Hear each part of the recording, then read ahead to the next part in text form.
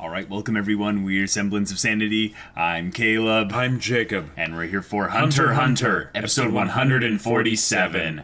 All right, we had a wonderful conclusion to Killua, Aluka, and some things, story arc there. Yeah. In a lot of ways, we could see some more as to kind of what the next step is for them together, and them maybe not entirely together. But I think they're going to be spending most of their time together from now on, because Killua is going to be a good big brother. He's going to be a good big brother, a good Oni-chan. But this is the second to last episode of HunterxHunter. Yeah. So, what are they going to do? Yeah. I don't know. Yeah, we have all the things with Gon and Jing, and specifically with the newly reincarnated Kite. Yes. And seeing what's going to happen there between Gon and Kite. Yeah, that's gonna be sweet. But I think the big thing we're all waiting for is like one more conversation between Gon and Jing. At least something to where, even if they're not going to talk, something about how the adventure continues with him kind of going after his dad and stuff. Yeah. So, guys, it's HunterxHunter. Without further ado, let's get into it. All right, guys, we're going to start the episode in 5, 4, 3, 2, 1, now. Aww. Oh. Yeah. Yeah. Oh. Yeah. Right.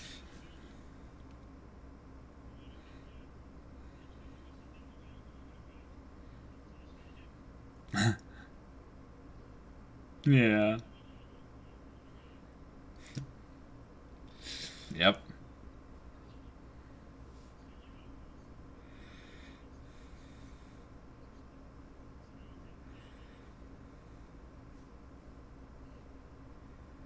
Nice. Okay. Cool. All right. All right. Got the tune she need that.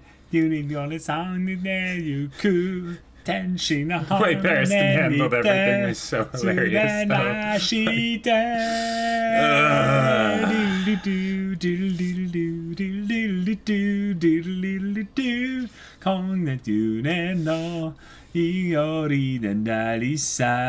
Oh, I just realized. Gon and Alika had the same color of pants. Random, but again. I know Nakate. You can fly away. You got to fly to the door, not the light, you got like a loo. As soon as she need that, another tongue and there you could. And she na ha need that. So then I she there, you can fly.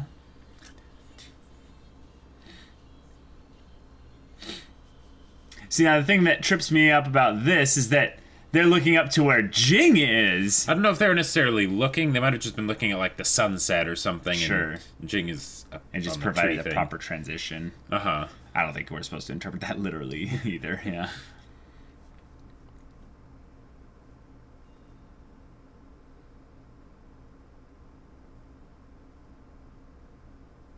Oh.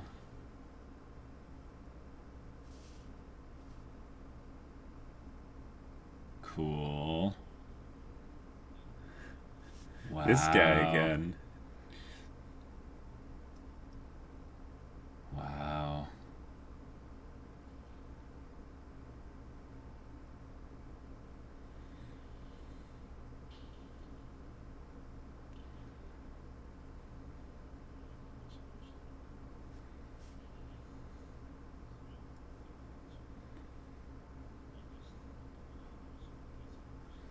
Whoa. Okay.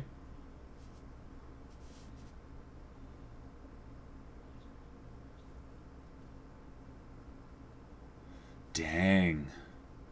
Okay.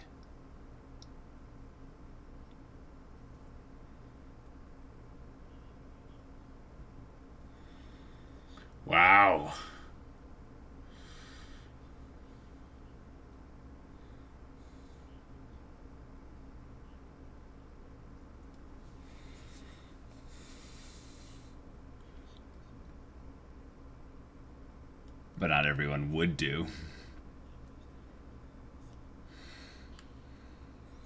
Oh, dang.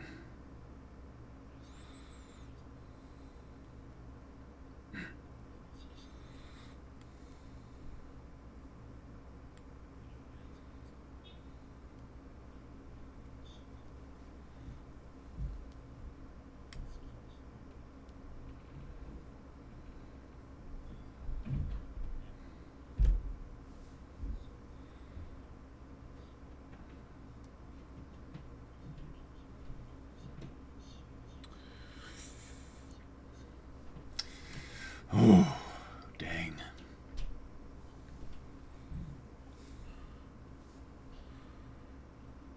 Okay.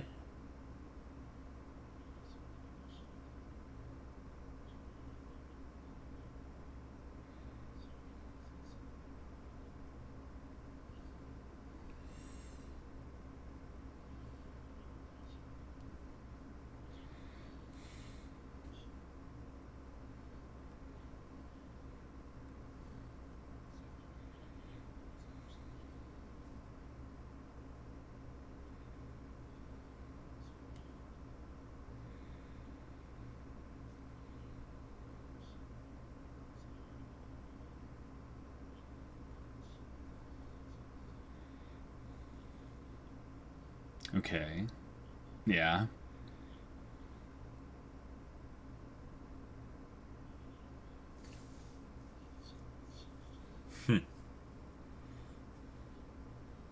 Hmm.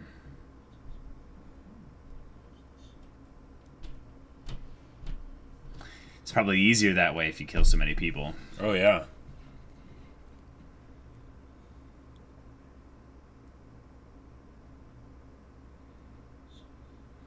Wow. Such a contemplative little mini story in the midst of the ending of the show.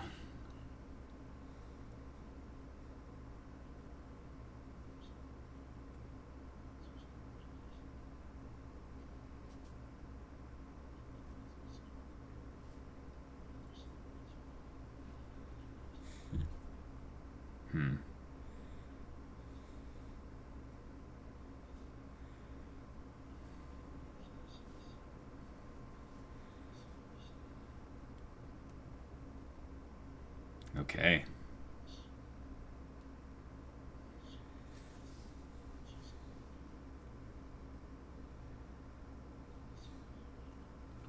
Right.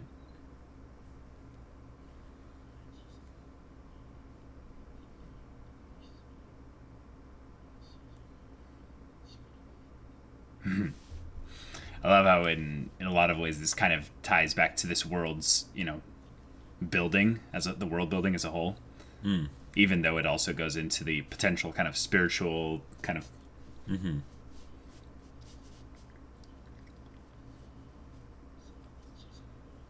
and scientific stuff, yeah.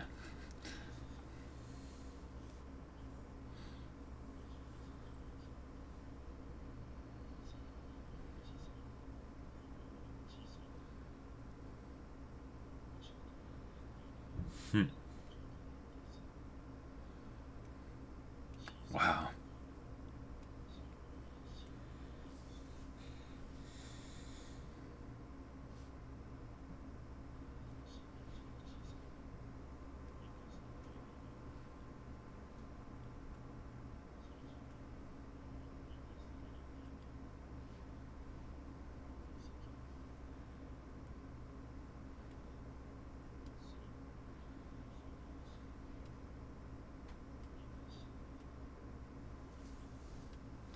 Wow. Okay.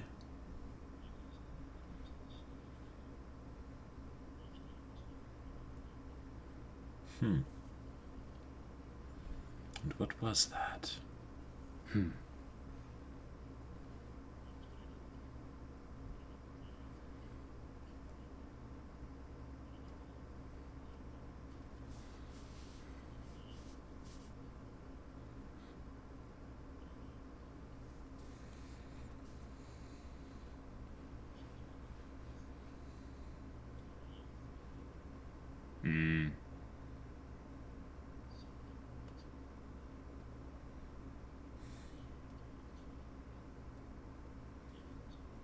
Mm-hmm.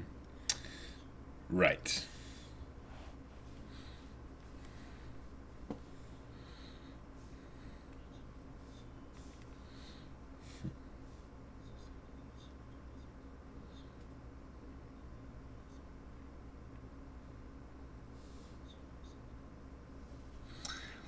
Yep.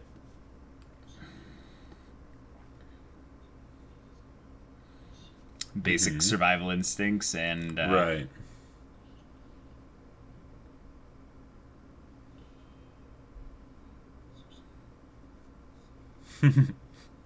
Right.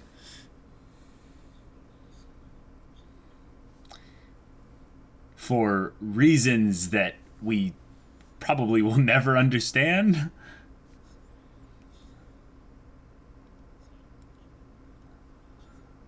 Almost like he's talking to the audience. Oh, yeah, totally.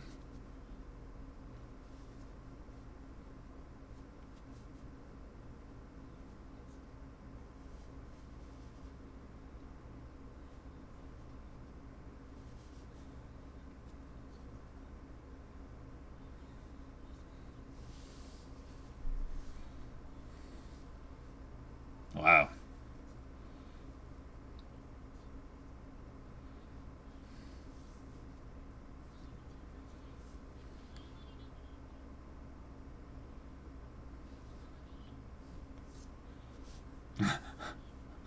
Wow. Okay.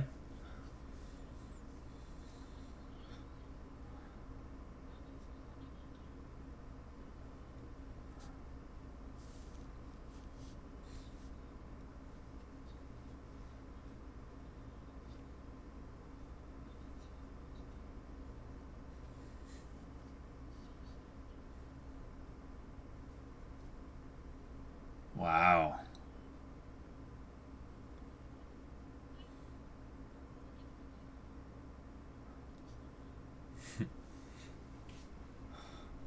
Jeez. One apology precedes another. Yeah.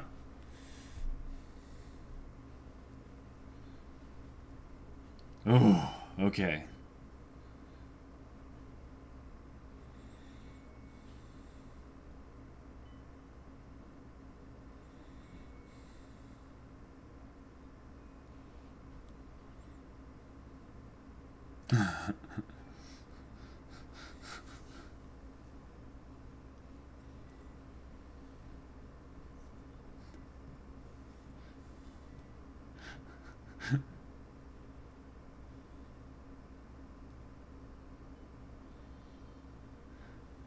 Swap places with the last person. Uh-huh.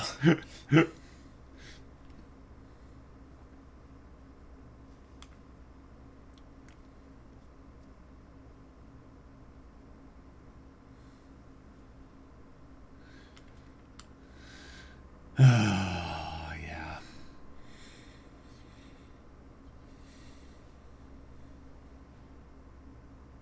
And that's when he closes the door.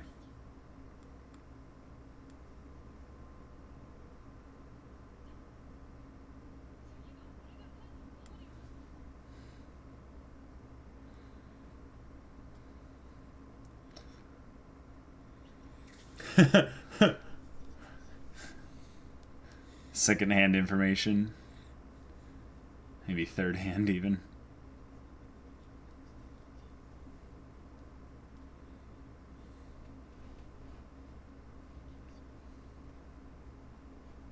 Mm-hmm. Wow.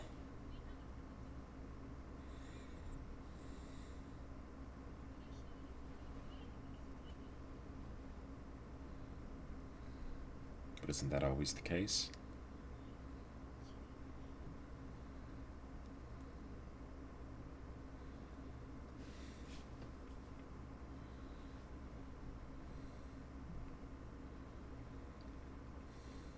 Hmm.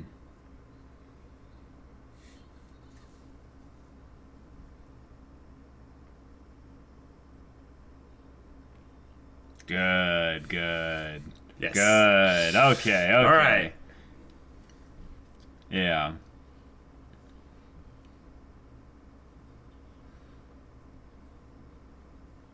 Okay.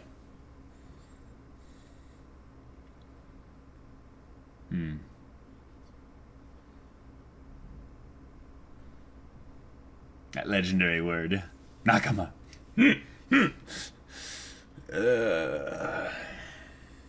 Water. Light. Sparkly. Gone.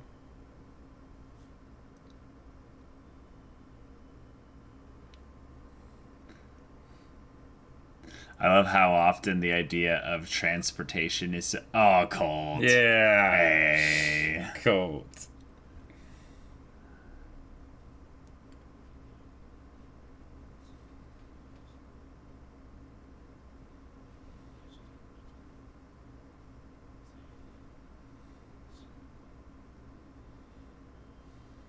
Cool.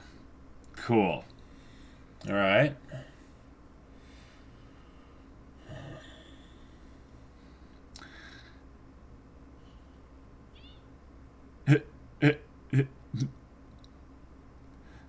Oh, how guns.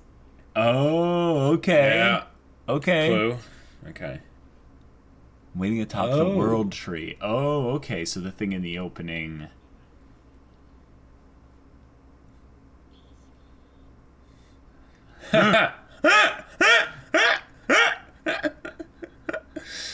Of course. Of all the times to have like really goobery humor, like right there, that was aptly timed. Nicely done. Oh wait, they're going together. Awesome. Oh, this is so much better. Okay. Yeah. Okay.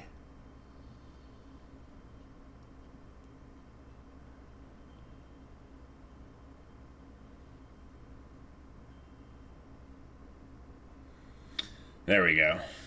Nice. But where's Jing? At the top. Oh, gotcha. Yeah. That's why he said I'm waiting atop the world tree. Right. I thought it was way smaller, and I'm like, I can't see him up there, but... Yeah, okay. All right. There we go. Yeah. So the trick is, in order to get up there, you have to jump from here using Nen. Wow. That is ridiculously tall.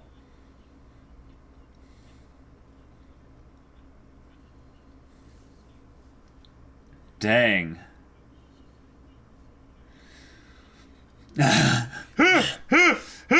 If you fall to your death, you will not hold the city accountable. Right, it's a sightseeing thing.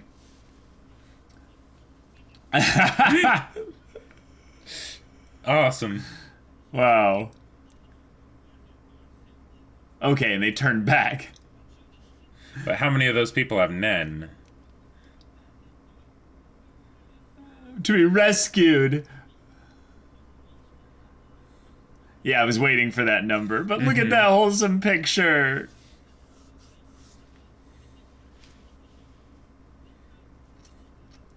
This is such a Hunter thing. Yeah. Let's just go to the tallest tree in the world and meet Gon's dad at the very top. Mm-hmm.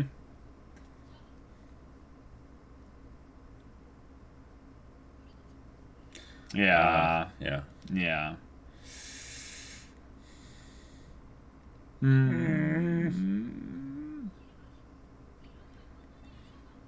There's so much in those words. Yeah.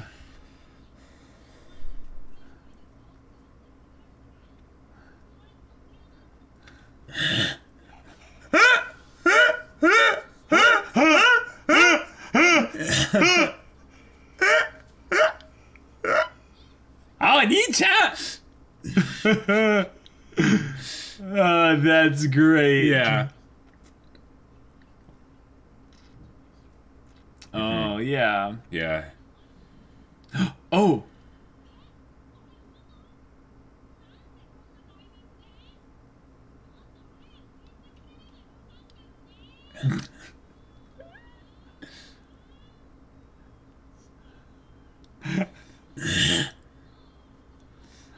All right.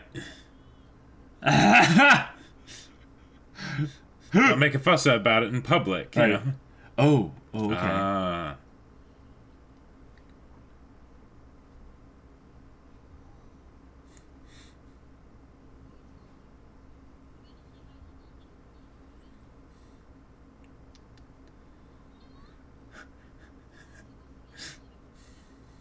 Bring Jing here. No, he said that I make, you know? Right. Uh-huh. Yeah. Yeah. Cool. All right. Ah. Yeah.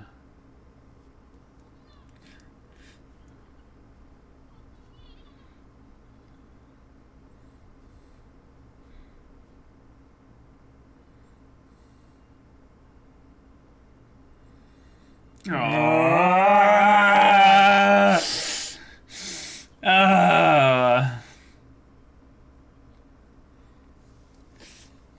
And it's going to be impossible to part ways. Yeah, of course you will. Hey, we have modern technology. Exactly. Constant communication.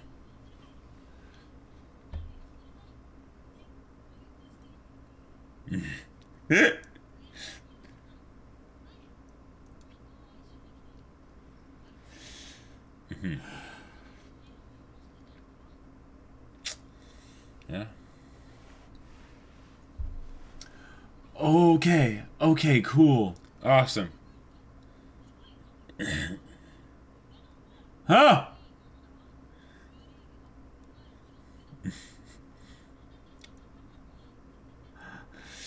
Good.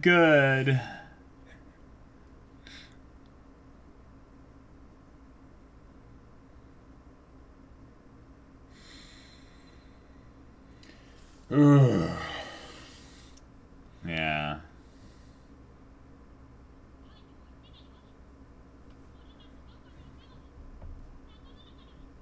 Yes. Yeah.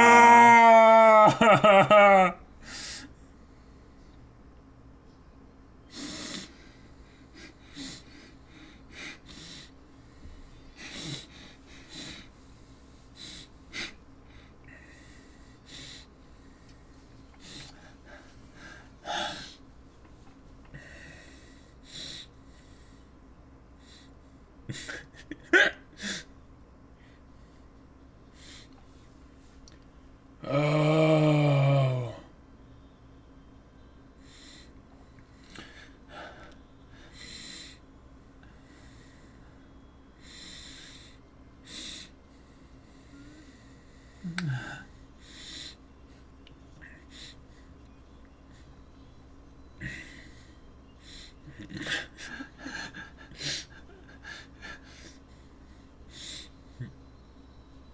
Yeah.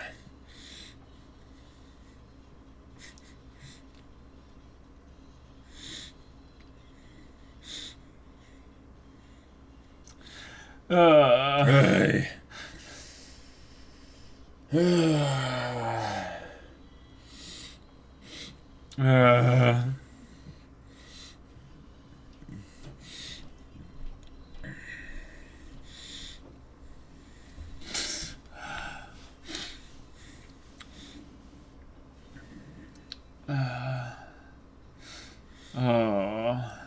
Yeah.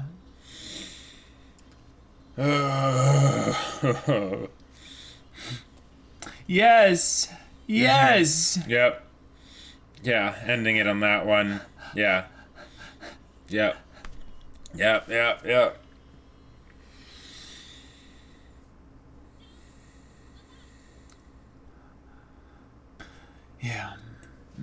Good. Yeah. I'm glad actually that they had this be the second to last episode. Yep. Because if they had it be the last one, I don't know how I would have handled it. Because the thing that's great about this is that I actually devoted way less time than I thought they were going to this kind of event. They just were suddenly together, at the foot of the world tree and saying goodbye, essentially. But there was this tension around the idea of actually saying goodbye, because what's hard about this, and this is something that I think is being inferred subtly here, is that the reason why, I think in a lot of ways, this is something they talked about a lot with Killua back then, was that Killua didn't, I don't know if he felt like he deserved to go with Gon a lot of the time. Yeah. And this is the final stage of Gon's journey. All this time it's been built up to this. So will Gon need Killua anymore after this? You know, will he... They'll always be friends, but this is the end of Gon's journey. What happens after... Not happily ever after, but the equivalent of finding the goal, of attaining the thing. You go and you choose a new adventure, right? But it doesn't have to go that way. This is Hunter x Hunter. You don't need to have some constant thing for that. This is the end, really, for what Gon had been wanting all this time to, find his dad. And the fact that once they turned and looked away, they immediately dropped their facades of how... Their smiles, of how they felt about this, and revealed the pain that is wrapped up in that. So I'm so glad that this happened. I have to say, I don't know what your thoughts are on it, but the whole thing with the koala ant and the contemplation of the soul and the cycle and stuff, I see how it thematically fits with, specifically with the whole kite thing and Gon. Right. I don't really have so much to say about it, though. So, I mean, of course it pales in comparison to the stuff between Gon and Killua, because, like, what could possibly hold a candle to that? I didn't catch on, like, I think it was intentional that we weren't supposed to know that was Kite right away. No, I think it was pretty... I think it was the hair color that gave it away for me. I just wasn't going to say anything until they went and expressly stated it, because I've been wrong on a lot of things in the past. But it made sense that they would have the context of the scene be on, Kite, essentially. Yeah. The thing that I think that what also fits here is we have another strange application of Nen, in the same way that Aluka is something even beyond Nen, with the whole something part. This is something that, again, I think gets us to kind of be in wonder at the mystery of how this world works, and that something so crazy was just there, and it's something that I've always kind of wondered was, if you bring someone back to life, right, in a story, you are in some ways running the risk of cheapening whatever acts they took that led to their death initially. But because this was some form of reincarnation, essentially. Yeah, and then it also seemed to be a part of the Chimera Ant thing as well. There was the whole thing that Jing told Gon about kites, like number 2, I think it was, or something like that. I think it was number 3. Or yeah. But the idea that it's mysterious. It's not completely like quantifiable and stuff, because there's that, but then there's it's two different things that are coming together, and both things we don't fully understand. So but so we're left with, in a lot of ways, a character who will probably go on to be important for the the future story and stuff, but still to me Kite's still dead. Yes. Yeah. Like, did you even notice like something interesting there where I don't think we were supposed to intuit that this was even like Kite's usual personality. Like this is a different, like this is potentially Kite's soul. Because at the very least the memories are there. The memories are absolutely there. Yes. And it doesn't seem like there's like some sort of barrier in between the memories or anything like that. It's very, very clearly Kite's memories. Yeah, but they could have made it, I'd say, a little bit more clear. Right, and we didn't spend very much time with this new character, so we wouldn't necessarily know how, where the line is drawn between the similarities and the differences between this kite and the old kite. Yeah, because one of the points of reincarnation is that there is change that happens, So even if the soul stays the same, and I feel like that's something that they would just end up getting a lot more into in whatever the next arc is. Yeah. So, like, we are one episode away from the show ending. Yep. And I think it's basically just going to be, like, Gon and Jing. And maybe the climbing of the actual world tree. Sure, yeah, because, it's about the journey, not just the destination and stuff. But having an episode dedicated to that would be really good. But that's something that I feel like it deserves an entire episode. It absolutely deserves it. Yep. It's something that I think you guys have seen in our videos and stuff. We've talked about this in the past. Is that we've never fully understood how Hunter x Hunter as a show or as a story perceives, like, why certain scenes should get more time than others in terms of screen time. Like certain scenes will be like lightning fast. Certain scenes will be a lot longer. Yep. And I think that this scene with the koala ant is an example of one where I can see how with, you think about what Nen is, and it's basically the energy of the soul, There's that connection there. But I would be fascinated to hear your guys' insights, now that we'll be, done with this pretty soon. Yeah. And have maybe some of the comments, fed to us specifically around the insights of what this scene meant for the grander story as a whole. Sure. Because, like, a lot of times I'm able to extrapolate, and I'm not necessarily like authorial intent behind specific scenes, but things that I'm like, oh, here's a little nugget here of good stuff, and I'm like, this at least very much was intentional. Oh, absolutely intentional. So then it's like, what was right, and this is a lot of talking if you take it in a manga format, because that would be a lot of text bubbles, and with this conversation, it wasn't a conversation. It wasn't actually. It was a monologue by one person talking to another, and the other person was just listening, right?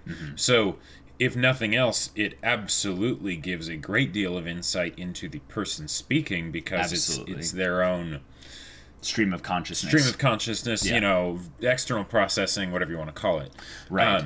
But why this scene was here, why this scene was done here, specifically, other than the connection between the upcoming apology between Gon and Kite, or from Gon to Kite, I think that I would love to know because this show has been out for a while, what people have gleaned in the meantime, or even since the manga came out. Sure. I'm sure this is one that has not necessarily baffled people, but maybe just kind of gone, whoa, this is some really good, deep contemplation here.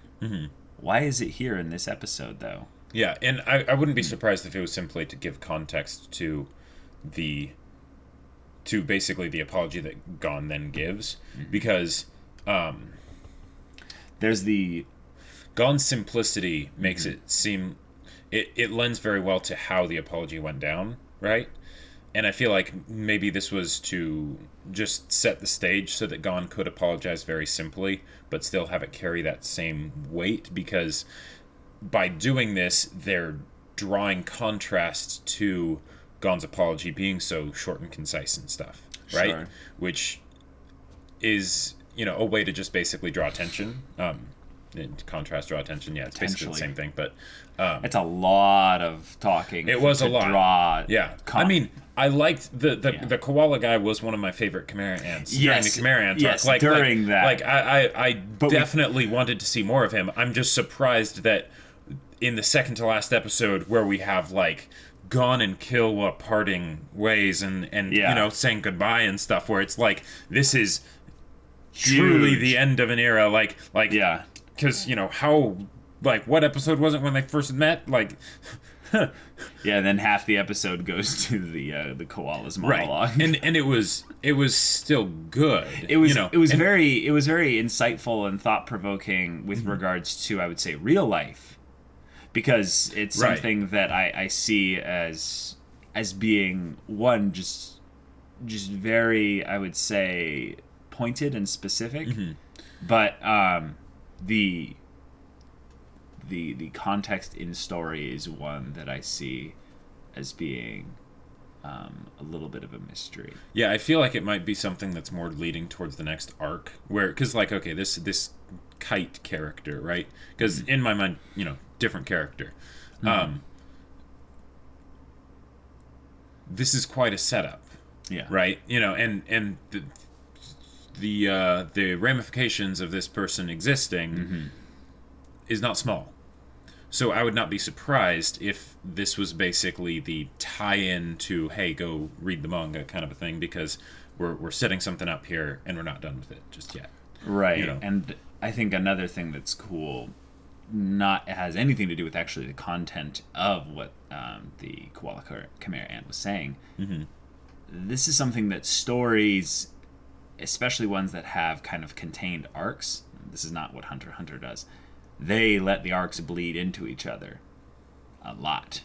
And the chimera ants being around and present within the story, like in intense frequency, just moving forward, that's important. That's a huge deal. Right. Like the whole thing with Pariston and Jing and the the new chimera ants that were hatched essentially, or are hatching. Like that kind of stuff that shows that the previous story has weight and a lot of actual ramifications and consequences in the present world. Maybe that's what his monologue was more about. Is that because at this point we've sort of seen the chimera ant as being arc as being over. But what if this is actually, that's what this was? It was the resolution to the chimera ant arc. Sure. As a whole, Sure. And that all the talk about, reincarnation and rebirth and all that stuff. Yeah. Very much relevant. Very relevant the chimera ant to the arc. Yes. Yeah. Even though we haven't necessarily had to deal with chimera ants in the last few episodes much, 10 episodes. Because the election and things like that. Not since, are you still there? Right. So that's probably what it was. Okay, so Gon and Killua. Gon and Killua. These boys are the main characters of this story. Their relationship is more of a main character than they are, in my opinion. It's kind of a bad joke. It's the whole is greater than the sum of its parts, kind of a thing. But the emotional power and resonance that was in every pause, in every silent moment, every bit that they were just kind of looking at each other, those were very intentional, and it's something that I'm sure the manga created in such a way to showcase that there was a pause or passage of time, but it's something that when you're reading a picture, you can't infer exactly how the pause probably should be interpreted. Right, because it's a different medium, but it definitely can be done. It reminded me of a silent voice, and I know HunterxHunter came first, but a silent voice is probably definitely my favorite example of lingering moments, and having the silence speak volumes, because of course because right, it's a silent voice. Right, that's sort of what it's all about. Right. But here they absolutely did it, and did it so well. Like, oh man. Yeah. Oh. So now that they've kind of closed a chapter and they're moving on to the next stage, a big chapter. Yeah. We get a flashback of everything that they've gone through thus far. And the thing is that it's really emotional and stuff. But I think what was genius is that seems like the kind of thing that wouldn't be in a manga. Right. Yeah. That seems like the kind of thing that you can't really easily do in a manga or format.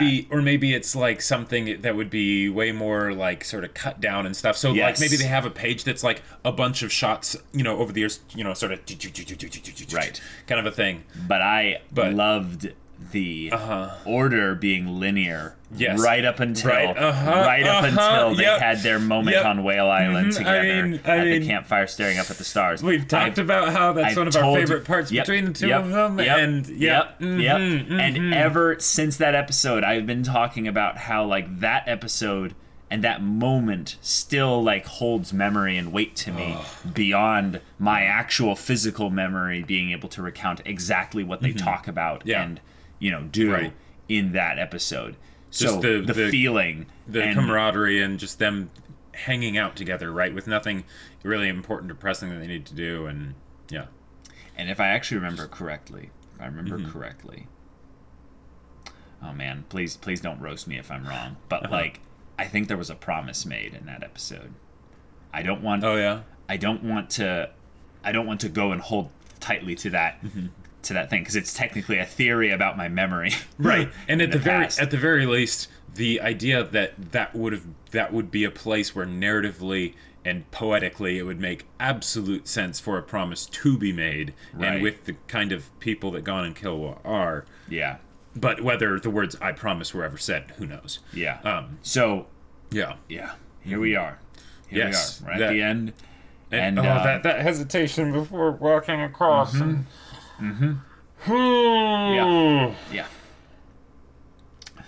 Oh, I'm really glad this was not the last episode. Because that just would have been too much. That would have been too much. Yeah. Because we can have something positive and wholesome afterwards to lift our spirits. And in some ways, I'm looking at this next episode, and I'm guessing that there's actually going to be a bit of humor in it. Oh yeah, I think it's going to be plenty goofy. Because the thing is that Jing is kind of a professional delinquent. Right. Like he's a total trickster. Yeah. Getting this vibe from him that the way we misjudged him over the course of the show was that he was kind of a dick, maybe, for leaving his kid like this. And I think it's more that he was an idiot, but he's not unintelligent. Right. The idea is that his wisdom score is low. Maybe. Yeah. Or at least in a specific area. His social aptitude is low. Yeah. From riding dragons on top of dragons, it kind of lends you to being not a bit detached, maybe. Yeah, maybe detached. That's a good thing. But the thing that's the positive of being detached is that you're free, and you don't feel restrained by all the strings on me. Yeah, but that's something that I feel like Gon needs to be affirmed in that. And I am looking forward to Gon getting that affirmation, but then also in some ways them just shooting the breeze. Literally as they're like the very 1,700 breeze meters. It's probably up there. Yeah, 1,700 meters up in the air, which, let's be real, like, okay, hold up. Like, how does Hunter x Hunter keep doing these ridiculous things and they're like, you know what? Let's just have a really freaking tall tree. The tree's infused with Nen. It works, Yeah. But what it does is it just makes me like, what other weird things are out exactly. There? Well, what was because the thing it's such a simple concept, a tall tree, and I'm like, what else is out there in the world? But here, this is the weirdest thing. Yeah. The thing that made me most invested in the tree and the world and everything this episode was not the tree. It was the tour guide talking about the stats or something? No, it wasn't even that. It was the little bits of food that they had with the tree, like, stamped on it. Like, that was the thing that sold me on the fact that this is a real place. Yes, where it's like it's a real thing. It exists out in this world, and there's plenty of places probably like this where people make their daily living, just cooking food for the tourists that come through and putting little signature imprint or whatever on the food for people to eat. Like that did it for me. Yeah, I think that this is something that shows Hunter x Hunter's genius, is that they'll take a somewhat silly concept, make it epic in the presentation of it, but then make it feel like the world the world deserves it, maybe. Sure. That's a weird way to say it, but what I'm saying is that the world had effort and thought put into it that made it so that this concept should be in there. It wasn't just placed in there, it right. was there, and everything changed because of it, you know. Right. Yeah. When... Yeah. I don't know how to describe it. I would say that there's a couple things in Lord of the Rings that have that kind of feeling. Mm-hmm. But, like, Lord of the Rings is, like, A++ grade world-building material. In fact, it's and someone's better... entire life just to make that. Yeah, and me comparing HunterxHunter to that is like...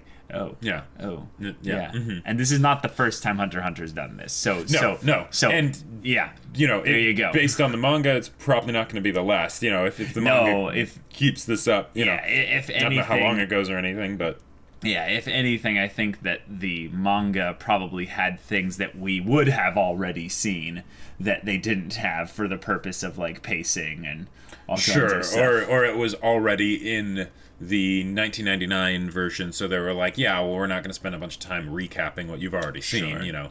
That's another thing. Should we, guys, like, go on our own time, of course, and watch the 1999 version, because there might be things we missed in kind of an FMA-FMAB situation? Right. I get the feeling there's going to be, like, actual, like, filler in the 1999 version, but that basically it'll give additional depth to characters, you know. So like just because you spend more time with them, like the whole fact that like Kurapika and Leorio, there was a point where they just, you know, all right, it's not that this story isn't about them, you know, so they leave the story, or maybe, or like Hanzo maybe or something, right, you know, so maybe they spend more time in the Hunter exam Hanzo is such a goober. Like, I can totally see the player that made this PC. Like, absolutely. Like, I can absolutely see them. I can picture them in my mind. It's hilarious. Because like, it would have been me. Like, I would have made that. I would have made Hanzo, like, with one stupid trait. Being like, I go and tell everyone that I'm a ninja. It's like, I still love that part where Killua has the tags, and he switches them and throws the one that he knows Hanzo's after. Or just so that way they're swapped, so that way whichever one he's after, he goes after the wrong one, you know. Right. That was fantastic. That was so great. There's a lot of memories in this show that I feel like we have tightly held on to over the course of time, but there's others I feel like we're going to notice that, we forgot about absence that. Makes the heart grow fonder kind of a thing, And I wonder if that's maybe part of the phenomena of this show, is that there's so much of it, there's so much content and so much dense content within it, that most people forget half the show or more through the first watch, but when they rewatch it, it's like it's a whole new experience for them. I don't know, maybe not actually, because maybe most people when they first watched it, they watched it week to week, so they had to rewatch, you know, that current episode like 4 times. But nowadays, with everyone binging everything, that's true. I can imagine people would only remember like 15% of the show, you know, because so like, everyone's on their like 4th or 3rd or 5th, and it's like they watched it over the course of 2 weeks or something, and they're like, oh, that was awesome. What exactly happened? Like, whole arcs practically disappearing from their memory. All right, guys, this is crazy fun. We still have one more episode left. And if you want to see that next episode, and also the first episode of a new show. Something After the Rain. Yeah. It's a great drama, romance sort of show from what we've heard of it. But we're taking the next 2 slots, Tuesday and Thursday, and splitting them into different shows, which we're not telling you what Thursdays is yet, but if you want to find out that as well, go check out the link in the description below for our Patreon. Segue. You can get on early access there. Any level of support gets you access to our Discord, which lets you vote in the polls for things like this, chat with us about stories, interact in the events that we've got going on there, or just whatever. And if any of that interests you, we'll see you there. But until then, we're Semblance of Sanity. I'm Caleb. I'm Jacob. And we'll see you all next time.